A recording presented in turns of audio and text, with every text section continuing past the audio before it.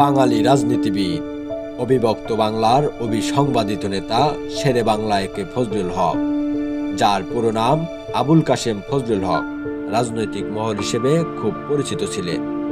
সাধারণ মানুষের নিকট শেরে বাংলা বা বাংলার বাঘ এবং হক সাহেব হিসেবে পরিচিত ছিলেন। শেরে বাংলা একে ফজলুল হক 1873 সালে 26 অক্টোবর বরিশাল বিভাগের ঝালকাঠি জেলার রাজাপুর উপজেলার সাতুরিয়া ইউনিয়নের সাতুরিয়া মিয়াবাড়ি জন্মগ্রহণ করেন।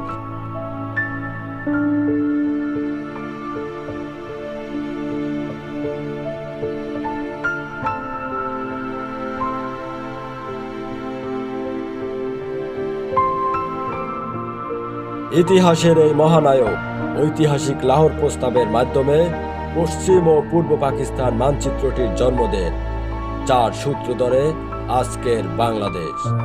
সেই দিন যদি ভারত বিভক্ত না হতো, তাহলে আজ আমরা স্বাধীন বাংলাদেশ পেতাম না। আজ বাংলাদেশ প্রথম যাদের কাছে ঋণী, তাদের একজন শেরে বাংলা একে ফজলুল হক।